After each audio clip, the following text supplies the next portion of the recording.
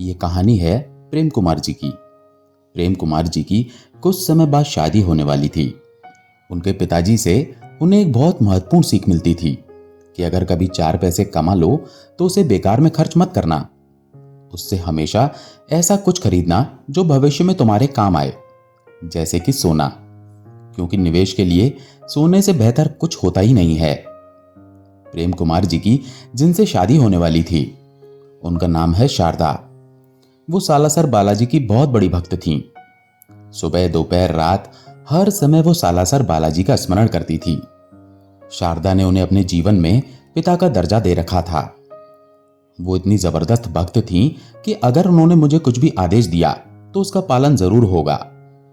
अब प्रेम कुमार और शारदा जी की शादी हो जाती है। दोनों ने एक दूसरे से एक आदत अपनाई। प्रेम कुमार जी ने सालासर बालाजी महाराज को अपना लिया था। वो भी अब बालाजी के भक्त हो चुके थे। सुबह दोपहर शाम रात बालाजी का रंग उन पर भी चढ़ चुका था। शारदा जी को भी प्रेम कुमार जी की एक आदत अपनानी पड़ी, और वो भी खुशी खुशी, क्योंकि ये महिलाओं की सबसे पसंदीदा चीज है। ये चीज है सोना। शारदा जी को प्रेम कुमार जी ने कहा कि जीवन में कभी हमारे पास कुछ हो ना हो, लेकिन सोना जरूर होना चाहिए। तो शारदा ने हंसकर कहा, अरे जिसके पास सोना होगा जीवन में उसे समस्या ही क्या होगी।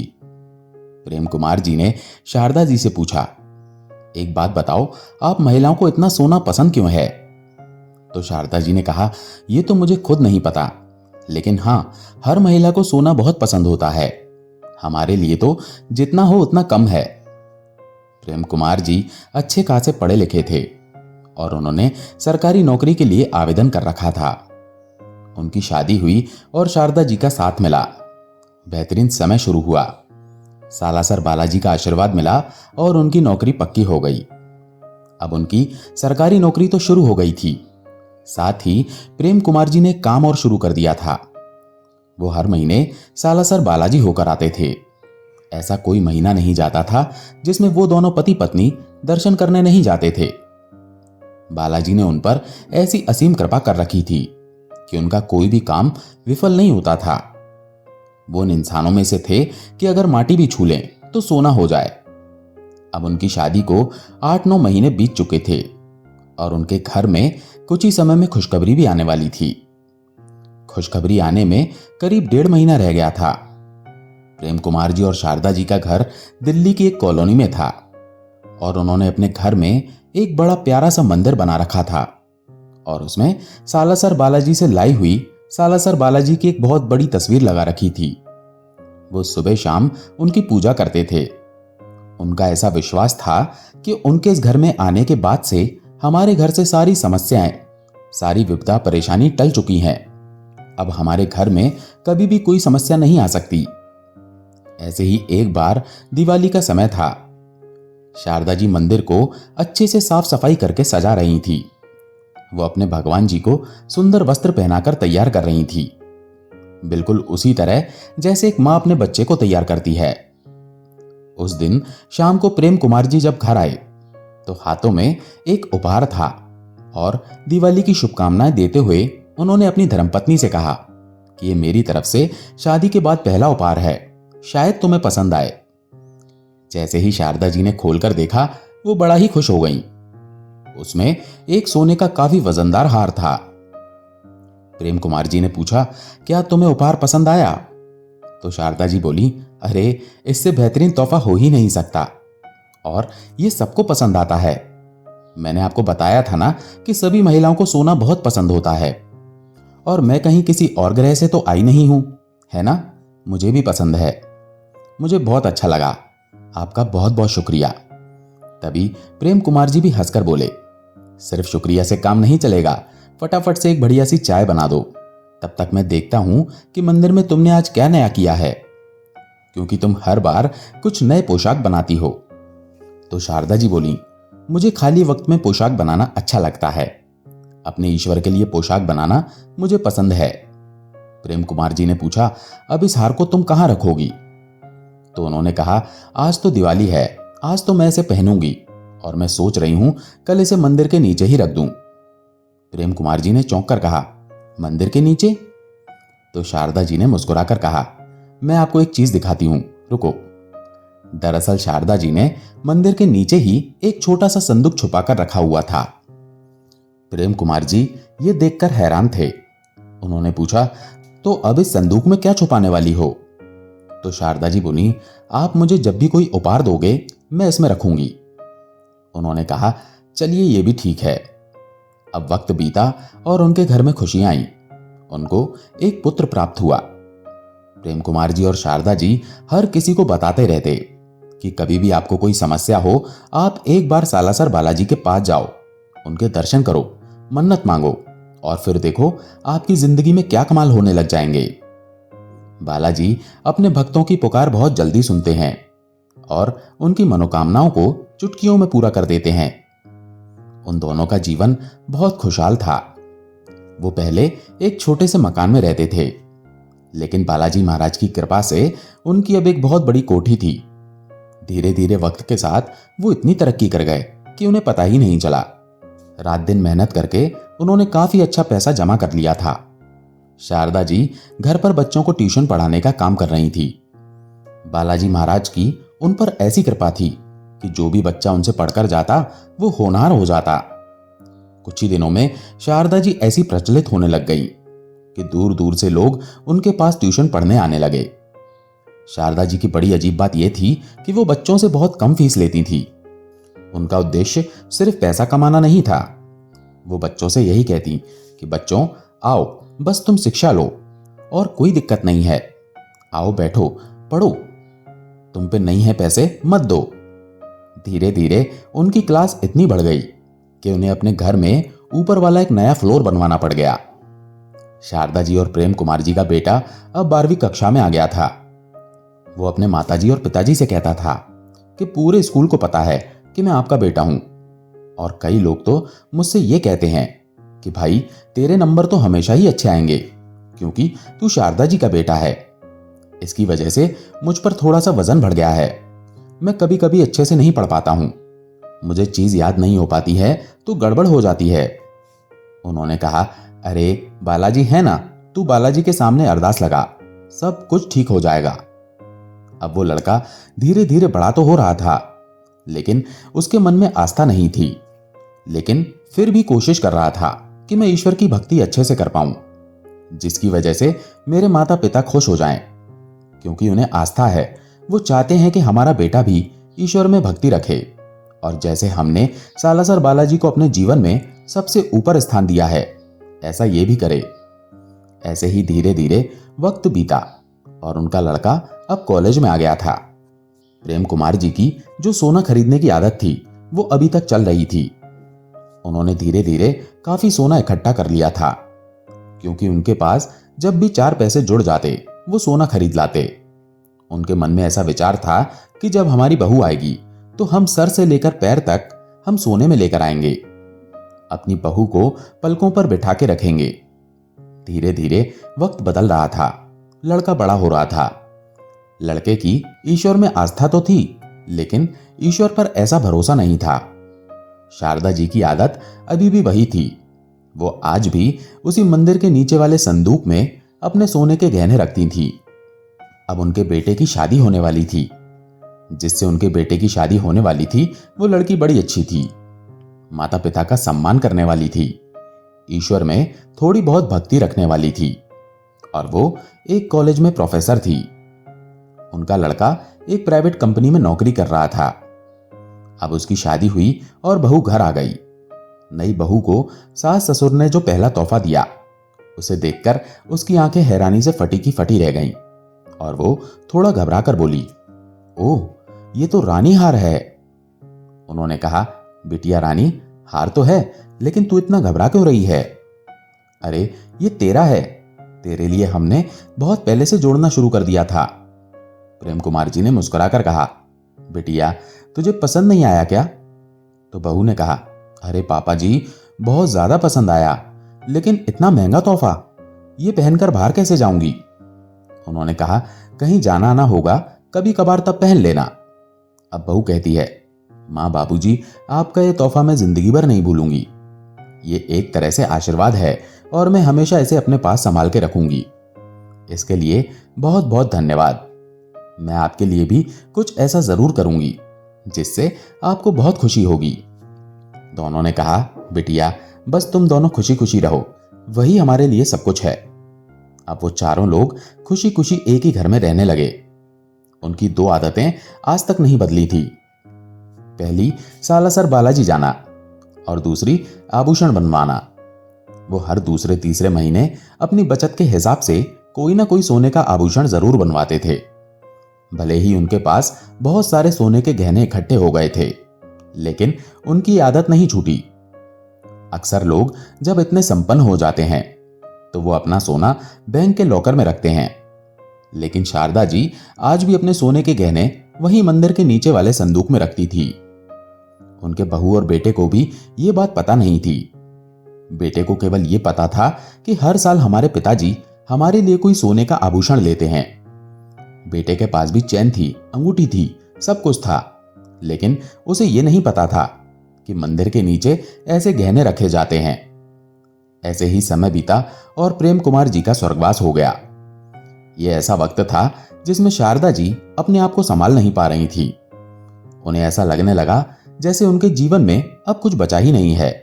बेटा बहू जब सुबह अपने अपने दफ्तर चले जाते तो शारदा जी बड़ी अकेली हो जाती थी। वो दिन भर बड़े दुखी मन से बस दो ही तस्वीरें देखती रहती थी, सालासर बालाजी महाराज और सिर्फ अपने पतिदेव की।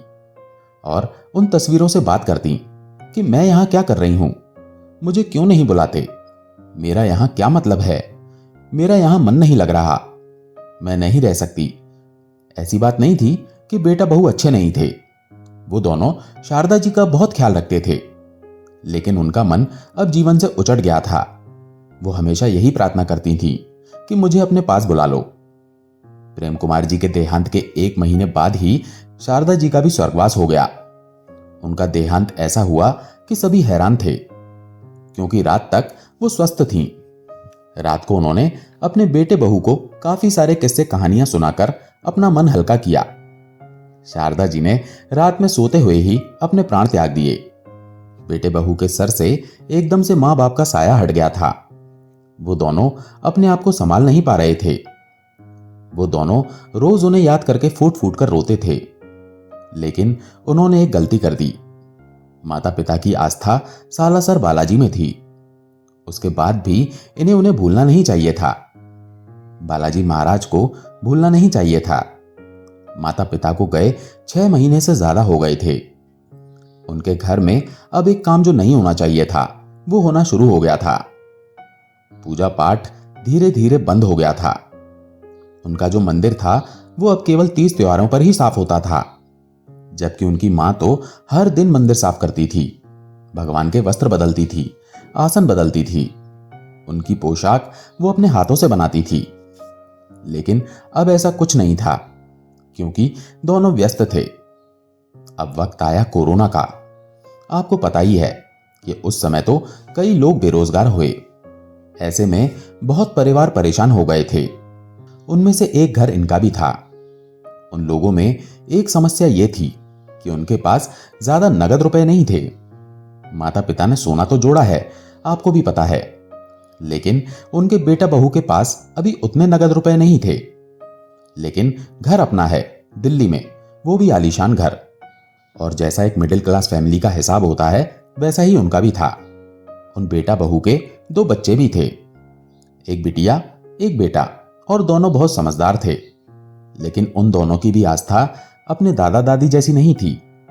कहने का मतलब यह है कि पूरे परिवार में किसी की आस्था सालासर बालाजी महाराज में वैसी नहीं थी जैसे शारदा जी और प्रेम कुमार जी की थी। उनके जाने के साथ ही वो आस्था भी घर से चली गई थी। जब कोरोना की पहली लहर आई तो उसमें धीरे धीरे उन्होंने अपने आप को संभाला। स्कूल कॉलेज बंद हो चुके थे, ऑफिस वगैरह धीरे धीरे बंद हो रहे थे। कहीं काम हो रहा था, कहीं नहीं हो रहा था।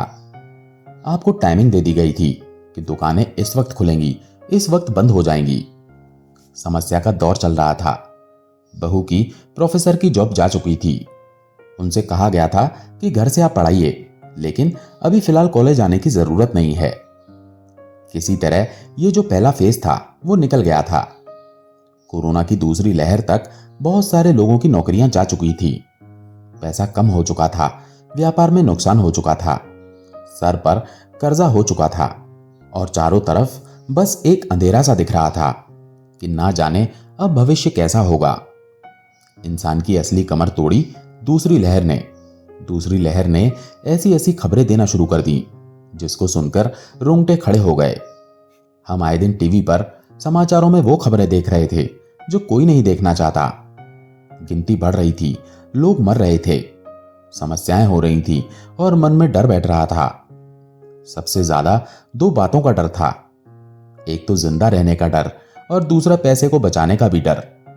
उसी समय में शारदा जी और प्रेम कुमार जी के बेटे की तबीयत खराब हो गई। ये वो दौर था जिसके अंदर अगर आपको कोई भी समस्या हुई तो सबसे पहले आपका कोरोना टेस्ट होगा। हॉस्पिटल में जाने से पहले बेटे का टेस्ट हुआ और बदकिस्मती से उन्हें कोरोना आ गया। हम सभी को यह पता है कि उस समय निजी अस्पतालों में कैसे बिल बन रहे थे। इन्हें जब भर्ती कराने की बात हुई तो कुछ लोगों ने मदद की और उन्हें एक रूम मिला जिसमें 15 दिन के लिए उन्हें वहां रखना था और उनके पास जो भी कैश था वो भी इन 15 दिनों में सब खत्म हो गया था। ये वक्त बड़ा भयानक जा रहा था। दोनों बच्चे घर पर हैं, उनकी पत्नी भी उनसे जाकर पर्सनली नहीं मिल सकती, वो बस दूर से ही हालचाल पूछे जा रही थी। 15 दिन बाद डॉक्टर साहब ने कहा ये अब ठीक हैं, अब करीब 2 दिन इन्हें ऑब्जर्वेशन में रखा जाएगा। लेकिन उनकी आर्थिक स्थिति अब ऐसी नहीं थी ये 2 दिन के अस्पताल का बिल भी चुका पाएं। तो पत्नी ने कहा अगर अब ये ठीक हैं तो आप इन्हें घर भेज दीजिए। तो डॉक्टर ने कहा नहीं, 2 दिन रखने जरूरी हैं। 15 दिन तक तो इनका इलाज चला है, अब ये कोरोना में नहीं है, कोरोना से बाहर है, लेकिन 2 दिन आपके और परिवार के लिए सुरक्षा के तौर पर हमें 2 दिन रखना पड़ेगा। पत्नी बड़ी दुविधा में थी कि अब कैसे मना करे कि मेरे पास पैसे नहीं बचे। तो उसने कहा आप देखिए मैं बिल देकर आती हूं। ये कहकर वो बिल काउंटर पर गई और पूछा कि कब तक पैसे डिपॉजिट करने होंगे। तो बिल काउंटर पर बैठी महिला कर्मचारी ने कहा कि आप अभी डिपॉजिट कर दीजिए क्योंकि उन्हें फिर वहां शिफ्ट कर देंगे। पत्नी ने कहा तो आप शिफ्ट कर दो, मैं अभी पैसे तो लाई नहीं हूं, मैं घर से लेकर आती हूं। तो पत्नी से कहा गया कि आप पहले पैसे ले आइए फिर शिफ्ट करेंगे। दोस्तों आपको भी यह पता होगा कि ऐसा होना अस्पताल में आम बात है। ऐसे ही पत्नी की कहासुनी चलती रही। उसके बाद वो पैसे लेने घर चली गई। उन्होंने पूरा घर ढूंढ लिया लेकिन घर में पैसे नहीं मिल रहे थे। ये एक ऐसा समय था जब कोई किसी की आर्थिक मदद नहीं कर पा रहा था, सब लोग डरे हुए थे। तभी पत्नी के मन में विचार आया कि अपनी गाड़ी के बदले शायद कुछ पैसे मिल जाएं। ये गाड़ी उन्होंने 1.5-2 साल पहले खरीदी थी, पर ऐसे में गाड़ी भी खरीदेगा कौन। ऐसे समय में भी कुछ लोग मौके का फायदा उठाने से नहीं चूकते। उनकी कॉलोनी में रहने वाले एक व्यक्ति ने उनसे उनकी कार उतनी कीमत पर खरीद ली जितने में शायद वो 5 साल बाद भी बिक जाती। इसे मजबूरी का फायदा उठाना बोलते हैं और इनके पड़ोसी ने ऐसा ही किया। खैर पत्नी के पास पैसे आ गए थे और वो पैसे लेकर हॉस्पिटल गई और वो पैसे जमा करा दिए। 2 दिन बाद बेटा घर आ जाता है। घर की स्थिति अब काफी खराब हो चुकी थी। धीरे धीरे राशन की भी समस्या होने लग गई थी और वो दोनों अब रोकर एक दूसरे को देखते और कहते कि आज माता पिता हमारे साथ होते तो शायद ये दिन ना देखना पड़ता। उनकी सलाह या उनकी ईश्वर की भक्ति हमारे काम आ जाती। जब तक माता पिता थे हमने कभी कोई समस्या देखी ही नहीं और आज देखो क्या हो गया। वो सोचने लगे कि क्या हम ये घर बेच दें, पर फिर सोचा कि अभी कोरोना काल चल रहा है, ऐसे में कौन ही घर खरीदेगा, कौन ही बेचेगा और हम इसे बेचकर जाएंगे कहां। फिर सोचा कहीं भी चले जाएंगे, इसके जो पैसे मिलेंगे उससे एक बार फिर से खड़े होने की कोशिश करेंगे। अब दोनों परेशान रोते हुए सो गए। अब एक बड़ी विचित्र बात हुई।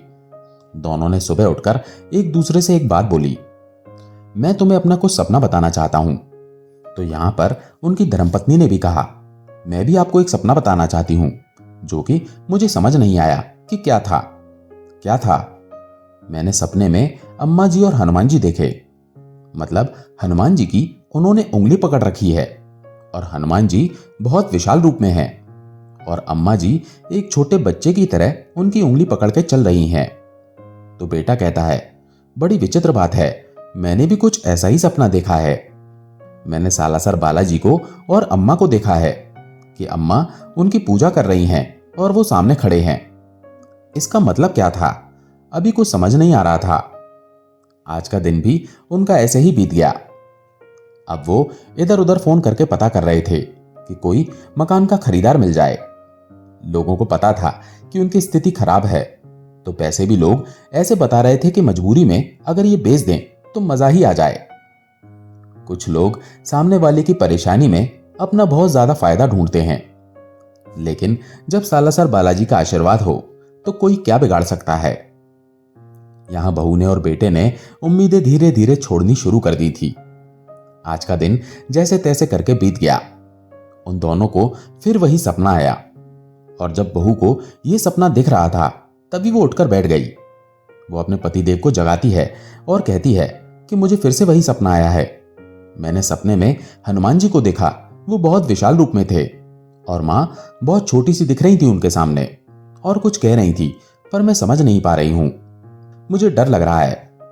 तभी बेटा बोला, एक काम करते हैं, हम मंदिर में दिया लगा कर आते हैं। अब यहां पर धर्मपत्नी कहती है कि ठीक है, मैं दीपक तैयार करती हूं। हम बालाजी से माफी मांगते हैं कि माता पिता के जाने के बाद हम आपको बिल्कुल ही भूल गए, और हां, आप ध्यान रखिएगा, आज इस मकान की बात कर लो, इसे बेचकर हम छोटा सा कहीं किराए का मकान लेकर रहेंगे। वक्त का क्या पता अब आगे अच्छा है कि नहीं, लेकिन अपने बच्चों के लिए तो कुछ न कुछ भविष्य अच्छा बनाना ही पड़ेगा ना, तो ये पैसे उनके काम आ जाएंगे। वो दोनों नहा धोकर आते हैं और मंदिर में दीपक लगाते हैं, और सालासर बालाजी महाराज की जो विशाल तस्वीर उनके मंदिर में थी उसके सामने वो हाथ जोड़कर कहते हैं, हमसे बहुत बड़ी गलती हो गई कि माता पिता के जाने के बाद हम आपको भूल ही गए, और अब बाबा जी हम ये घर छोड़ रहे हैं और ये स्थान आपको भी छोड़ना पड़ेगा। लेकिन हां, ये वादा है कि जहां भी जाएंगे हम आपके साथ ही जाएंगे और आपको लेकर जाएंगे। वो दोनों इसी तरह बात करके ईश्वर के सामने अपना दुख बताकर माथा टेक कर जाने लगे। तभी ना जाने कैसे उस दीपक की लौ से उस कपड़े में आग लग गई जो मंदिर में बिछा हुआ था, और जैसे ही उन दोनों ने ये देखा तो वो घबरा गए। अफरा तफरी में घबरा के उन्होंने दीपक को एक तरफ हटाकर फटाफट से आग बुझाने की कोशिश करने लगे। जैसे ही उन्होंने वो कपड़ा हटाया तो उन्हें एक संदूक नजर आया। यह वही संदूक था जिसमें मां सोने के गहने रखा करती थी, और उस संदूक पर कभी मां ने ताला नहीं लगाया। अब उन दोनों ने देखा कि यह संदूक कैसा है। दोनों को यह तो पता था कि शारदा जी को जोड़ने का शौक था, लेकिन कहां रखा, क्या रखा या किसी को दे दिया, कुछ नहीं पता था। अब उन्होंने जैसे ही संदूक खोला, उन दोनों के चेहरे पर एक अलग ही चमक आ गई। वो सोचने लगे कि यह तो कमाल हो गया। सालासर बालाजी महाराज ने पहले हमें सपनों में आकर यह संकेत दिया कि तुम्हें कहां जाना है। उसके बाद जब हम यहां से आकर भी वापस लौट रहे थे तो उन्होंने ऐसा चमत्कार किया कि तुम अपनी जो अमानत है, अपनी जो चीज है, उस तक अभी भी नहीं पहुंचे। उसके बाद यह बताने की जरूरत नहीं है कि उनका वक्त कैसा बदला। इसके बाद से आज तक वो दोनों हर महीने सालासर बालाजी के दर्शन करने जरूर जाते हैं। इस तरह से उनकी भी आस्था अब बालाजी महाराज के लिए जाग गई थी। तो दोस्तों, आपको ये कहानी अच्छी लगी हो तो वीडियो को लाइक करके कमेंट में जय श्री राम जरूर लिखें। जय श्री राम।